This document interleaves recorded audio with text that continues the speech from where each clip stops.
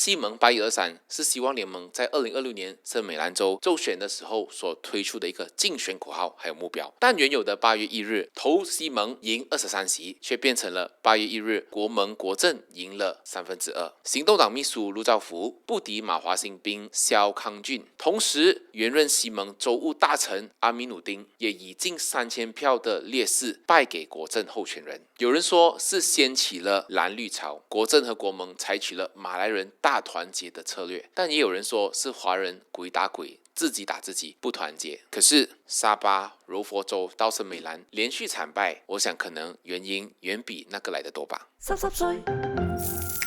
所以我是宋。坦白说，这些政治我不太懂，但站在商家和人民打工一族而言，我还是有我自己的一套想法跟意见，也就是政府不断扭转和改变的政策，或许让很多商家和选民都失去了信心。要知道，一直挖商家或让生意难做、合规复杂，其实对大家也没有好处。虽然我明白很多网友是说商家赚那么多就应该分出来呀，可是不是每一个商家那么好赚呢。商家要养的是1261万的员工，这都是选民呢。任何政策执行的时候或者扭转的时候，麻烦的都是这班员工呢。我们就来盘点一下哪一些不是很合理，然后又扭转的政策，搞得大家头很疼、很烦恼的。第一，政府引以为傲的电子发票。电子发票 e-invoice 落实日期反复的调整，从2024年到2026年，你们可以看一下这个电子发票的这个实施的时间门槛改了多少次。最初计划2027年全面落实，过后就提早了18个月，讲要在2025年的时候执行，过后又跟它推回去2026年，现在又有一个 relaxation 到2027年，这样不是所谓的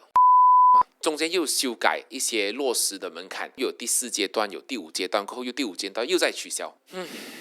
这个门槛从一开始的全部一起上车，到后面修改成15万，变成50万，到变成100万。如果一开始就讲10万的话，这样当然是好事。可是反来覆去，这就不好啊。2026年执行电子发票的商家，也就是年营业额有超过10万的，在2026年开始嘛，有一个特别的优惠，这宽限期interim relaxation period 是从2026年拉到去2027年年尾，这当然是好事。可是针对第一批、第2批、第3批的商家呢，却没有这项优惠，感觉有不公平的对待。公司越大，做得越好，就应该被惩罚。虽然政府呢现在就讲说有 SVDP， 在 SVDP 的时间点其实是跟这个 interim relaxation period 是一样的，大家如果做错的话都可以做调整，时间点一样，但执行的方式不一样啊，做的方式、修改的方式、submit e-invoice 的方式、格式全部都不一样啊，根本就是两回事。最重要的是，电子发票在执行的时候缺乏灵活性，就一开始的时候好像建筑材料讲说一定要开电子发票，让商家真的是无可奈何，要卖都不能卖。过了许久过后，才姗姗来迟讲右转。最可怜的是我认识的很多科技公司，早期当门槛讲说全部人上车，或者是上到10万的时候，那很多科技公司呢，就为了要帮小商家一起执行电子发票，所以就大量投资在硬件，好像 POS 的 device 啊，还有程序员上面，一心想帮政府执行电子发票，顺便赚点钱啦。结果一切泡汤，掀起了一个裁员潮，甚至 downsize 面临倒闭的风险。很多中小型企业为了合规，提早买了系统，请了人，结果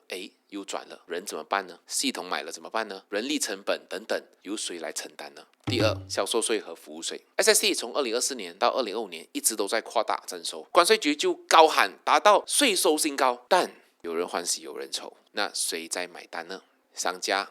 还有人民。政府在宣布了这个扩大 SST 的征收范围过后，很快又因为特定的行业的反弹和通胀的压力，又赶快紧急的去宣布豁免部分的项目，例如租金收入啦。经过半年过后，从8% 降到去6%，这个法律还没有通过就先降低了，然后结果 Gazette 的时候把它变成法律的时候还可以 backdate 的这个豁免门槛又随之调整，但过去以来给了8% 的或之前没有的豁免的，就成了这个新税车的冤魂。第二，工程服务税 Repair and Maintenance 是8， Construction 里面有包括 Repair， 可是那个是6，这个8跟6要怎么分呢？ Non-reviewable contract 一些合同已经早几年前就已经 sign 了的，有 Letter of Award 了的，政府就说 Non-reviewable contract 到2026年为止可以豁免这个新的服务税，可是这个 Non-reviewable contract 又再继续延迟到2027年，当然想必也知道里面影响的人太多了。最烦躁的是它这个税册到现在还是有点不清不楚很简单的，我们就来讲一下一个安装橱柜就好。那你安装橱柜这是服务税还是销售税呢？到现在都一直说不清。服务税是给服务嘛，销售税是给产品跟货品嘛。但最终的指南的答案是，总之你有缴税就好了。看起来服务还是不是服务，其实都不重要，最重要你给 tax 就好了。最基本的一些法律的定义都搞不清楚。第三，雇佣服务 employment services 本来只有服务费有服务税，突然指南一改，说服务税和当中的 reimbursement 包括薪水还有 levy 等等的一些费用一起中服务税。问题在于它没有预兆，它没有有效日期，它没有修订法律，也没有过渡期的指南。这种先宣布后修改，修改过后又没有有效日期的操作，让许多商家真的是很鬼烦恼。在马来西亚的合规的成本分分钟比你要缴的税还来得多。第三 ，SSM 砸了整整4362万令吉的 CRS Corporate Registry System， 原定在6月30号全面上线，一上线就失败了。7月初紧急修复 ，SSM 呢承认系统遇到了技术上的障碍，被迫紧急重新开启几天前的 MyCOID 的系统与线下的柜台。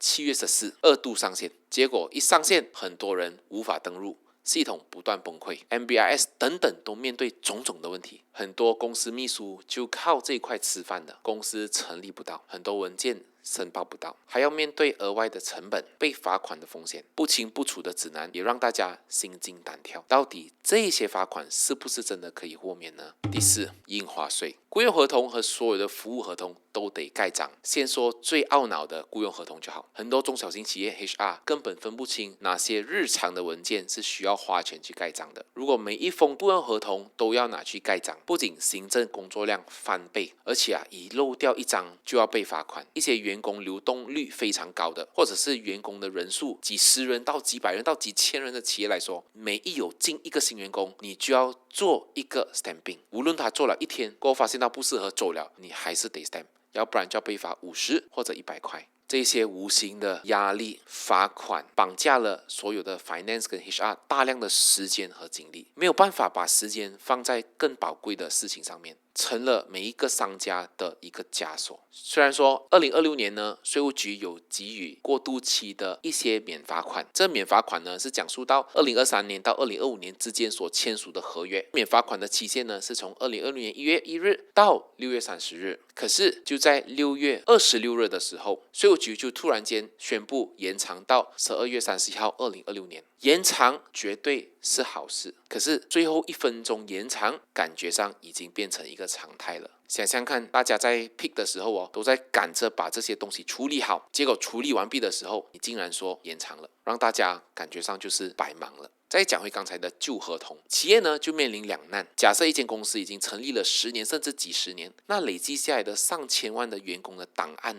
这些文件到底是不是每一个都要回去盖章呢？不处理的话，会不会就变成了一颗定时炸弹呢？难道不能有一个比较详细的过渡期的豁免，来把这些东西厘清吗？再讲讲服务合同吧，报价到底要不要去盖章呢？还是只有合同要盖章呢？ Proforma invoice 要不要盖章呢？什么叫做正式的文件而非正式的文件？这些到现在还是有很多不清不楚的地方企业呢就被迫为了合规，算了吧，就拿去盖章吧。如果这个盖章是10块钱，他们盖得起。不过如果是一个服务的合同，这盖章的成本轻则几十块，重则可以上到几百块到几千块到几万块的印花税。算起来这些印花税的成本都是非常的高的。这直接就增加了每一个企业的交易成本，特别是在很多利润率非常薄的行业，这是一笔不小的现金流的负担。还有第3个点是商家非常非常关注的，也就是商业机密还有敏感的财务数据。当他们要去做盖章的时候，企业必须要把完整的合同上传到 LHDN 的官方系统里面，这些文件里面都是很敏感的商业机密、专有的技术、利润的分成条款等等的一些商业隐私。而且这些企业的老板对于这些核心的机密上传到政府的数据感到非常的忧虑，担心一旦发生了数据泄露或者是系统安全漏洞，那怎么办？这会对企业的市场竞争力造成致命的打击，而他们什么都做不到，也没有办法去诉这个内陆税务局。第5，不合理的一些修订法案。EIS 的就业保险有一个修订法案嘛，当中的第 45F 就讲到说，你请人的时候要跟叔叔书面通知，请到过后又要通知他们，需要在7天里面完成，要不然呢就要被罚款。本来是1万块，现在呢最高是5000块，连请人都要通知你，不然被罚款。感觉在马来西亚罚款就好像他们的 KPI 这样，要靠罚款来增加国家的收入。所幸的是，这项政策还未落实，也希望它别落实。第6，叔叔的联动。叔叔的联动6月强制性执行，但7月的时候就宣布优转。员工交了6月的联动，是否可以拿回呢？官方回答是不能。那6月缴不到联动的怎么办呢？是否要付回去呢？而且雇主还得麻烦去问，你要 opt out 还是你要 opt in 嘛 ？opt out 的填 form 了吗？你们不要改来改去哦，一改来改去的时候，出粮的时候一大堆问题啊！你想看，如果我有几百个员工，28%要改，那个粮已经出了，现在要扣回去，或者是要补回去，你知道那个工有多么多吗？当然，第7是一些感觉上其实一点都没有效率的一些法律，比如说请人的时候要申报 CP22，主要是因为他们要知道有给 PCB 的人有谁，可是明明下个月都给 PCB 了吗？干嘛还要缴这个 CP22 呢？刚才讲的叔叔，明明请到人过后他就会给叔叔了吗？你的系统都可以看到他过后就要给叔叔了吗？那干嘛还要通知你呢？这些不是多此一举吗？这些是财务跟 HR 遇到的种种的问题，只是冰山一角，那还有很多很多。在这里我想澄清的是，也有好的政策，包括汽油补贴，用 IC 对我而言真的是一个绝妙政策，但其他的包括超载政策缺乏合理的缓冲期，柴油价格的飙涨等等，这些都让不少的商家封上了头。会不会是这些种种的一些原因而导致到今天的这个局面？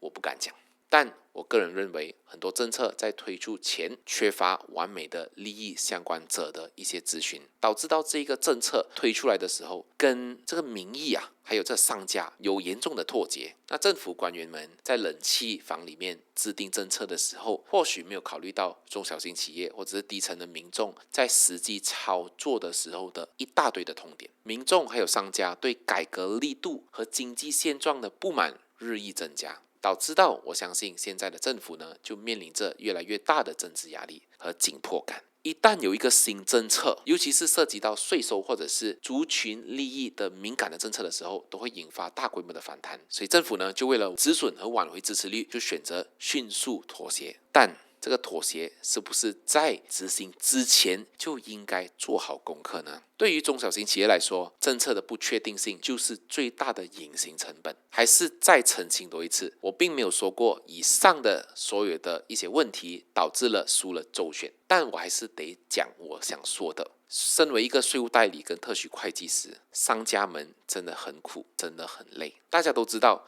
在现在的经济全球化的情况下，把货品跟服务推到全世界是上策。大家应该都在忙着如何把销售额打上来，而不是在烦后面一大堆的合规成本。只要把这个出口做好，营业额就上来了嘛，税收就自然而然会进来了嘛。那才叫做三赢啊！政府有税收，商家有钱赚，人民有好的收入。我还记得西蒙在第15届全国大选的竞选宣言及相关的经济政策里面，承诺会为了鼓励出口相关的商业活动而提供3倍的扣税的这个优惠。当时我是拍手叫好的，因为我知道这是马来西亚其中一个出路。但我明白，也相信可能他们也会用回同一个借口来提醒大家，或许现在执政的并不是西蒙，而是联合政府，所以很多政策无法推动，这些所谓的希望也只能继续埋在心底了。